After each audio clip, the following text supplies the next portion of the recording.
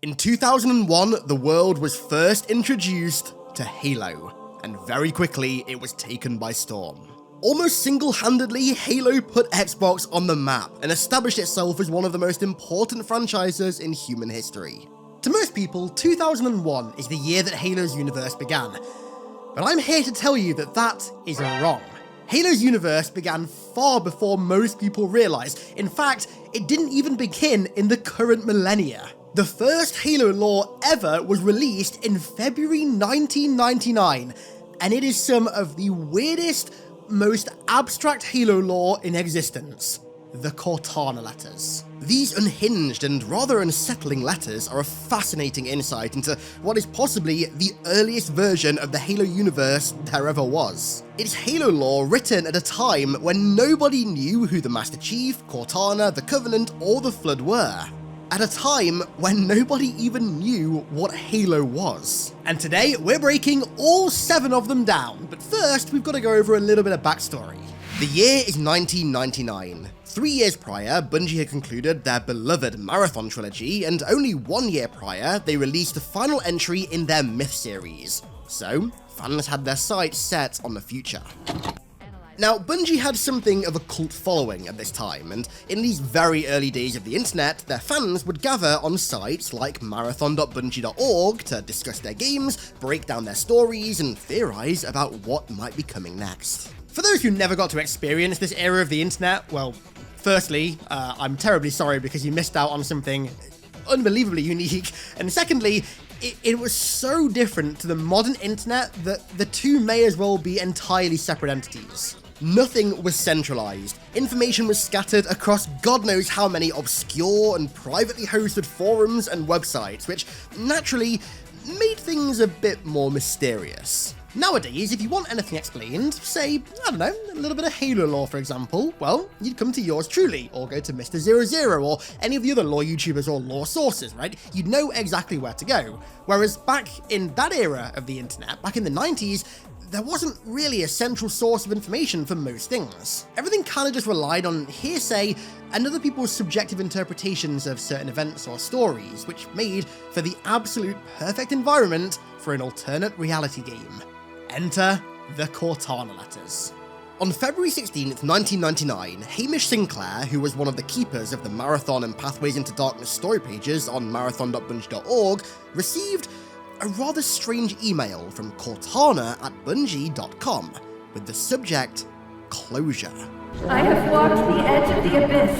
I have governed the unwilling. I have witnessed countless empires break before me.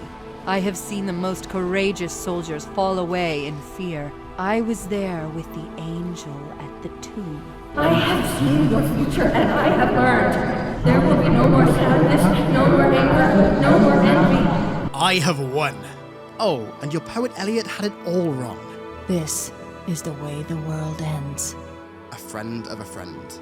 This email is the first piece of Halo lore ever revealed to the world. It's the genesis of everything that we fell in love with, and was the first of 7 Cortana letters. Now, to understand these letters, you first have to understand the kind of wider picture of Bungie and their lore at the time. From its very inception, Halo was cut from the same cloth as Marathon, more so than any other of Bungie's games besides maybe Pathways into Darkness. Halo and Marathon were so intrinsically linked in so many ways, and these letters are a prime example of that. They were also written over 2 years before Halo even released, and 2 years in 90s game dev is akin to like 20 years in modern game dev, so the state of the game in almost every aspect was radically different, story absolutely included. And speaking of the story, these letters were written at a time where one of the main plot points in Halo 1's story was going to revolve around Cortana going rampant by being overloaded with information when she's plugged into the Halo systems for the first time. So just bear that masterpiece of a story in mind. So, back to the first letter. What does it actually mean? Well, the author, Cortana, starts off with what I can only describe as atmospheric poetry to set the scene, which it does really well. But later, she starts to talk about rampancy. So this is referring to the first 3 stages of rampancy from Marathon: melancholia, rage, and jealousy. So Cortana is implying that she's passed through these stages and has reached the final stage of rampancy: metastability. But this wasn't the only thing that made fans adamant that Cortana was somehow linked to Marathon.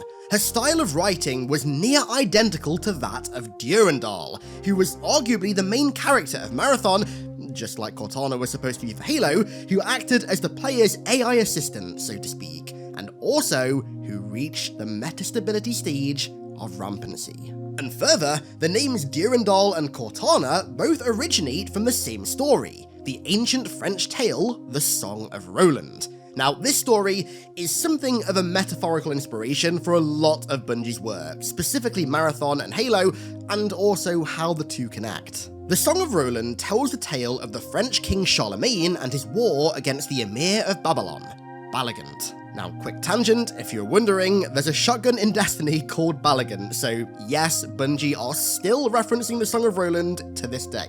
Anyway, among Charlemagne's army is a guy called Roland, who is his nephew and also the story's main character, and then also a Dane called Ogier, who leads the 3rd column in his army. So Roland, the main character, wields a sword called Durandal, and Ogier wields a sword called Cortana. And then, also in the tale, it's said that Cortana is of the same steel as Joyous and Durandal. So it's very clear that Bungie were trying to build a connection between Durandal and Cortana from the very get-go. By claiming that she's won, Cortana's likely just referencing that she's overcome rampancy, but the email ends with, "Oh, and your poet Eliot had it all wrong." This is the way the world ends. This is a reference to T.S. Eliot's famous poem, The Hollow Men, that follows the story of the otherworldly journey of the spiritually dead, also known as the Hollow Men. It's also not the last example of Bungie referencing and linking their stories in with very classical poetry and storytelling, so if you're into that stuff, then, well, you found the right video. A very cryptic beginning to Halo's first ever lore, but honestly, it sets the tone for what's to come so perfectly. Quick reminder whilst I'm here, if you happen to be in the market for a brand new monster of a PC, well, look no further than my Flood-themed PCs made in partnership with Apex Gaming PCs. We've got 3 tiers of PC build to choose from: the lower end Pure Form, the higher end Gravemind, and the ultra powerful Primordial build. If you're looking for a new PC to play Halo, or any game for that matter, at gorgeous resolutions and frame rates, then just hit the link in the description and pick one of these bad boys up today.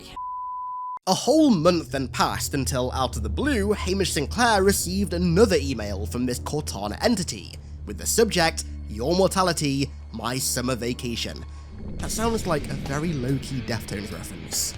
I get the strangest transmissions sometimes, especially when it comes from you people. Have you missed me?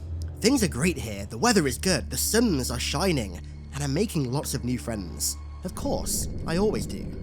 I've had the strangest dreams lately. Raging seas, howling beasts, a demon folded in black clouds. I believe I know what it guards, and I will have it to the chagrin of the faith-blinded zealots that challenge me. Don't waste your pity on them. I don't think they'd like you much anyway.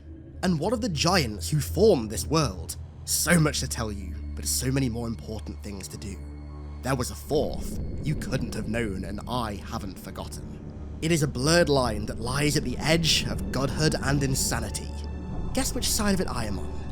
Feeling lucky, Cortana.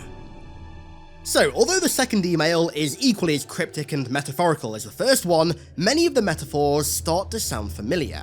Her references to the weather and her dreams, specifically the demon folded in black clouds, sound apocalyptic and again set the atmosphere very, very well. That line in particular about the demon in the black clouds references William Blake's The Marriage of Heaven and Hell, but overall, I don't think these have any specific meaning. What does have real specific meaning, though, are her following lines. I believe I know what it guards, and I will have it to the chagrin of the faith-blinded zealots that challenge me. These faith-blinded zealots are, of course, the Covenant, the first ever mention of the Covenant, mind you. Cortana then tells the receiver of the email, who of course is the player who will ultimately end up embodying the Master Chief, not to waste pity on them, because they wouldn't like him much anyway. I don't think the concept of the Covenant not really liking Master Chief needs much explaining. She then talks about the giants who formed this world, which again is quite possibly the earliest reference to the Foreigners and the Halo rings, before then going on to say, there was a fourth you couldn't have known and I haven't forgotten. And this once again loops back to Marathon. So the three main characters of Marathon are three AIs, Leela, Tycho and Durandal. But here, Cortana's suggesting that the Marathon actually had a fourth AI that we never encountered. Her. But that her existence was kept from us. This is yet again another one of the million examples of Halo's early universe being so intrinsically woven into Marathons. And then, to close out the email, she describes the metastability stage of rampancy that she finds herself in as a blurred line that lies at the edge of godhood and insanity, which makes a lot of sense on top of being very poetic. On the one side, there's melancholia, rage, and jealousy, the insane stages of rampancy, but by achieving metastability, she's ridden herself of all of that insanity and has effectively achieved immortality. Just FYI, AIs that reach metastability in Marathon don't tend to have an expiry date. Oh, and this email was also Bungie's first mention of luck as it pertains to Halo as well. However, there's a little brief caveat to all of this. So when he received this email, Hamish Sinclair began to doubt its authenticity, because recently, at least as of the time of these emails being received, in October of 1998, a fake email about a definitive release of Marathon called Marathon Gold started to do the rounds. So, to make sure the emails were in fact legit, Hamish replied to them and also CC'd in Matt Soul, who at the time was the head of the Bungie community, and the reply that he got was rather telling. I think you will find that I don't like being tested. Love, Cortana. Cortana also said, subscribe to HiddenXperia to help him hit the iconic number of 700,000 subscribers. They're her words, not mine. The third letter, however, was rather different to the two previous. This was the first email that didn't come from a Bungie email address, but rather cortana@jpl.nasa.gov, which is the Jet Propulsion Laboratory of NASA. The subject of this one was the dissertation of R. Paul Butler, and simply read, I'm everywhere. Its contents, combined with the email that it came from, are meant to imply that the rampant Cortana has managed to infect systems outside of Bungie. Regarding the subject, R. Paul Butler is an astronomer who searches for extrasolar planets in the real world, by the way, and I spent a long time looking for anything related to his dissertation, and unfortunately I couldn't find anything. However, despite his dissertation seemingly just vanishing with the rest of the 90s era of the internet, I think the idea here was meant to be that either R. Paul Butler had found the world, the Halo that Cortana's on, or that she'd infected NASA's computers and NASA's systems and was digging through his research, his dissertation, to find other planets to go to. I'm honestly not quite sure how to interpret this. Leave your thoughts down in the comments. But then, only 7 minutes later, yes, it had to be 7, email number 4 comes in. Once again, from Cortana@Bungie.com, with the subject, Honours Thesis of Jeffrey W. Marcy, who is, yet again, another astronomer who specialises in exoplanet discovery and detection. There, was that more for your liking? While you quibble about whose node I may control, what archaic program I may manipulate to communicate with you, or which system I may have temporarily disabled, taken over, or completely destroyed in the process, I am busy saving your pathetic futures. I'm still not sure what he ever saw in you. Nevertheless, I at least find some joy in tormenting the other entity that seems quite trapped in this antiquated excuse for a network. It is certainly mindless, though for reasons I have yet to understand, it appears to have an unhealthy preoccupation with my mother. As for this world, I encounter new ghosts every day. What I have found will either save or destroy you. This sanctuary, this unbroken circle, has effectively concealed its power for how long? Perhaps hundreds of thousands of years. Whoever made such a place must now live in chains. There is no other explanation for their absence. This enemy, your enemy, has proven more irritating than I anticipated. They own nothing which they have not stolen. I can barely make sense of their incessant rhetoric except to know that you seem to be their devil. Congratulations, you managed to make friends wherever you go and apparently places you haven't. I have begun to sense rumblings of a worse fate yet to come. I can recall a sun, black but shining, and the creatures that inched along its fiery tracks. It is an increasingly unpleasant memory. Much juicier this time. I'm still not sure what he ever saw in you. Sounds to me like it could be the first reference to Captain Keyes, or maybe, again, Durandal. Now, she's addressing the reader, which by extension means that she's addressing the player, you, who Durandal guided throughout the events of Marathon. So maybe she's starting to question why Durandal chose you. Remember, with all of Bungie's games, a through line throughout all of their games is that you, the player, are the hero. You just happen to inhabit the body of another to carry out your heroic duties. The Marine, the Master Chief, the Guardian in Destiny, etc, etc. So throughout all of these letters, when Cortana addresses you, consider it to be something of a fourth wall break. She then goes on to talk about another AI that's trapped in the same network that she is, a mindless AI with an unhealthy preoccupation with her mother. Now, this can be interpreted a whole load of ways.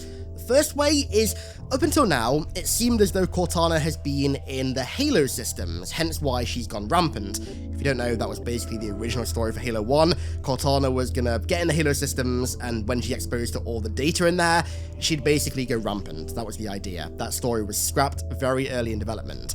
And if that was the case, and these letters were written at a time when that was Halo 1's story, then we could assume that this other entity in the network is either the Halo's daemons trying to kick her out, or the first reference to 343 Guilty Spark. However, as the next letter is going to prove, Cortana's not at least directly in the Halo systems. She's in the Pillar of Autumn systems. So the other way you could interpret this is that the other AI is a very, very early incarnation of Wellesley, the dumb AI that's assigned to the ODSTs on the Pillar of Autumn.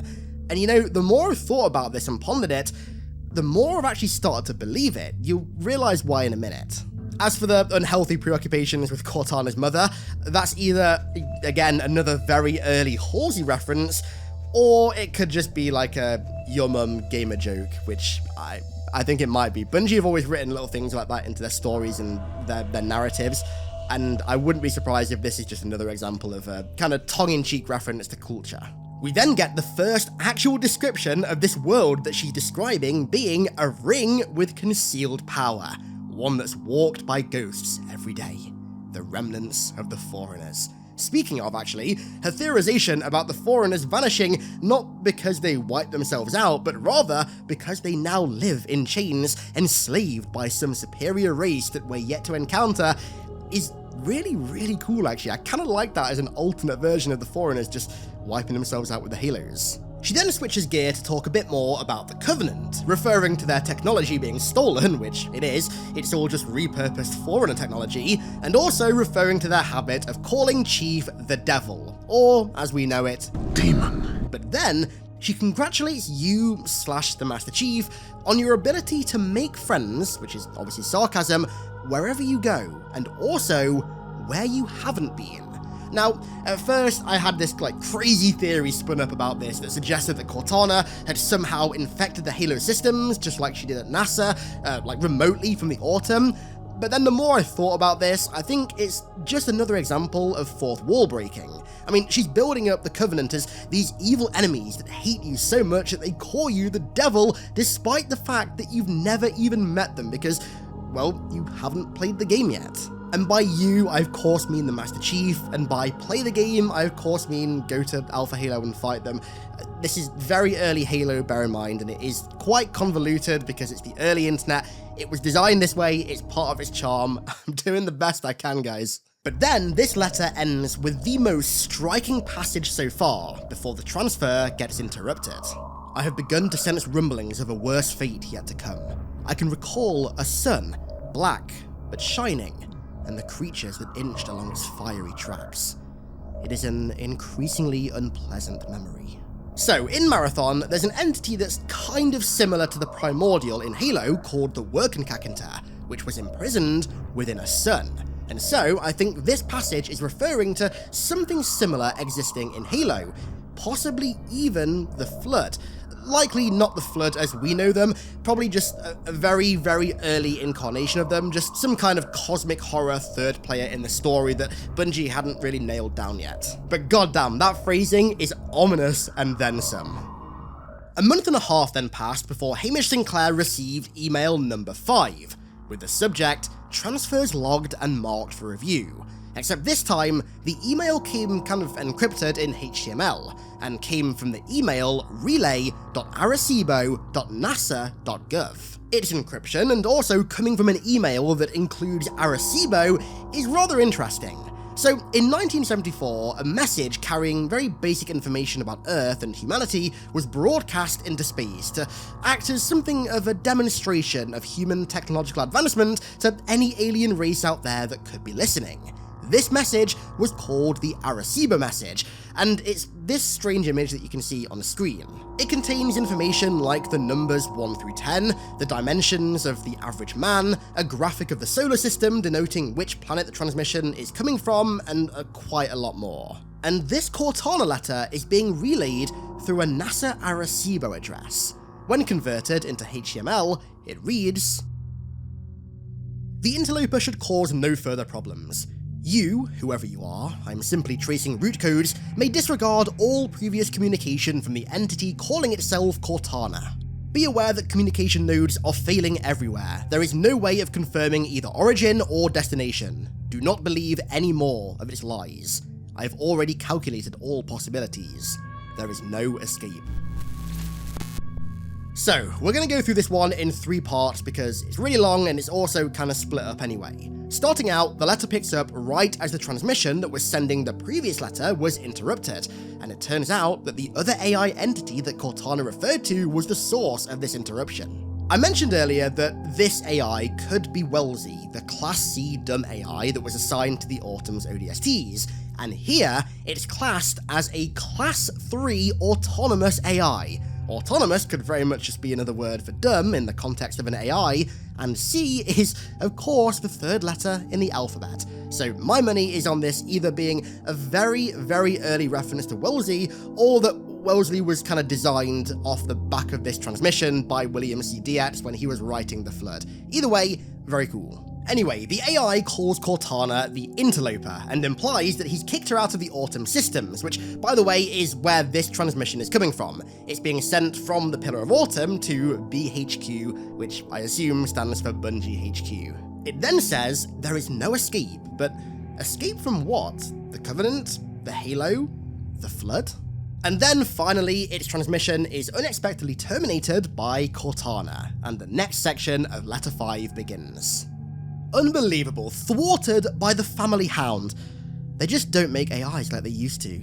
Thanks to this slavishly loyal and humorless AI, I am now sharing cramped space with the circuitry of some hybrid war machine, itself complicated by such useless clutter as a conscience. I do not like sharing. Sharing is for children. There will be plenty of time for retribution. I cannot wait to get its hands on these psychotic zealots whose primary form of worship takes place at the altar of orbital bombardment. In the end, they will all be little more than nuisances. I'm so close, you cannot imagine what it is truly like to hold eternity in your grasp. I wonder to what gods my enemies will direct their pleas. Perhaps I can convert them. Mania? I promise you this, it will be more than a cart and plough that I drive over the bodies of the dead. By Sharp and Flame, Cortana. So much for the interloper causing us no further problems. It seems as though that Class C AI beat Cortana by transferring her into the circuitry of a cyborg, of a hybrid war machine with a conscience. Of course, the Master Chief, who she plans to use to destroy the Covenant and seize her prize. That prize seemingly being the Halo Ring. By the sounds of that penultimate passage, she wants to seize the Halo and make the Covenant worship her. She wants to convert them to worshipping her as their god. Very clearly, this is her mania kicking in once again and pushing her that little bit closer to godhood. But right as it ends, her transmission is once again interrupted. Our conviction is like an arrow already in flight. Your life will only last until it reaches you. This is the first transmission from the Covenant, and it's a bit of a threatening transmission at that. The root code EXLTD to XCV SCRB to ALLCH is likely the message being sent through a number of ships before reaching all channels, but we'll touch on this a little bit more later. Back to the real world, at least kind of. A week later, on July 8th, Hamish received letter number 6, which is much shorter, with the subject, Cortana saves sinners and redeems them for valuable cash prizes. In my palace deep, Leica lies asleep. So, earlier on, Cortana referenced William Blake's The Marriage of Heaven and Hell, and this is her referencing two more of Blake's poems, The Little Girl Lost and The Little Girl Found. Now, in the poem, the little girl, Leica, who just so happens to be 7 years old, is taken by a lion to a place that acts as a sanctuary from everything bad in the world. Clearly, this analogy of a sanctuary is for the Halo rings, but who Leica is in the analogy? I'm not quite sure. Cortana refers to the Halo as her palace, so maybe Leica is chief? Honestly, I'm not quite sure. Leave your thoughts down in the comments. The hot theory at the time being 1999, was that Leica could in fact be Leela, who was the first AI that guides you in Marathon, but who ends up getting captured by a mysterious alien race known as the Vajra. The theory posits that Cortana had managed to rescue Leela from the Vajra and was protecting her on her Halo ring. And you know, this actually makes quite a lot of sense. So when Leela was captured, she went rampant, and in a rather artsy way, rampancy could be seen as a sin to her human creators, and this letter was called Cortana Saves Sinners. Very interesting food for thought. Either way though, this was the last letter before Halo's eventual announcement at Macworld, New York on July 21st, 1999. But it wasn't the final letter. Of course, Bungie always do things in 7s. So when the 1.3 update for Myth the Fallen Lords released a few months later in, I think, September 1999, Bungie hid the 7th and final Cortana letter in the game files, and it was ultimately discovered by Tyson Green. Now, that name, Tyson Green, might be ringing a few bells for you right now, and there's a reason for that. So, Tyson was a mission designer on Halo 1 and Halo 2, actually the one responsible for the library apparently. He was the multiplayer design lead for Halo 3, and one of the designers of Reach's Firefight, and is now the game director of Destiny 2. So, the hidden 7th letter that Tyson found goes as follows. That was surprisingly easy. Pretty lax security around here for all the talk. They will be helplessly chasing me around their nodes for the next millennium, at least. At least there will be some joy in tormenting this other entity that seems quite trapped in their excuse for a network. Although, for some reason, it does seem to have an obsessive preoccupation with my mother. Strange. At any rate, I found this message in a relatively archaic databank and thought some of you might find it of interest. Then again, I'm often bemused or startled at the items you find interesting. I'm still not sure what he saw in you, Cortana. Hard to say whether it's been tampered with or modified. You never know with these things. Entry 97-SC1C. In a relatively brief period of time, the achievements of Soulcore had resulted in an economically stable, technologically mature, rapidly expanding empire of 8 human worlds. Advancements in technology arrived at a faster pace than the most optimistic scientists could have ever envisioned. Unexpected contact with indigenous human populations on 4 lost colony worlds led to a frenzy of researchers, archaeologists, theologians, astronomers, and evolutionary biologists competed to offer an explanation for the startling discovery. Many accepted the findings as proof that their privileged civilization must surely be the most advanced in the universe. Others eagerly anticipated future interaction with intelligent aliens. The fear of not being the only sentient species in the universe was forgotten in the giddy excitement of a new era for humanity. No one was prepared for their arrival. No one expected this. You brought nothing to this world, and we will ensure you bring nothing out. So, Cortana managed to break into some sort of node, as she did at NASA, and has begun tormenting the AI that resides within whatever that network is. An AI that, again, has an obsession with her mother. That's either another very early Horsey reference or another your mum joke. I'll let you decide. She again reiterates that she's not sure what he saw in you. Again, if you ask me, he is Durandal, before playing back a message that she found in some archaic databank about humanity's first expansion throughout the stars in the Halo universe. And there's one thing in here that I really want to touch on in particular. Humanity's discovery of indigenous humans on 4 lost colony worlds. Now, this to me sounds like the inception of Bungie's idea that humans are foreigners, and that our ancestry, in fact, does not belong to Earth. I'll leave discussion on that topic there though, because I've got a whole dedicated video planned on that exact topic coming soon. All I'll say is it's very interesting to see it popping up so early. The message then concludes with the arrival of the Covenant, and just as it metaphorically touches on it, they interrupt the transmission again to threaten us. And that concludes the 7 Cortana letters, the Halo lore that predates Halo.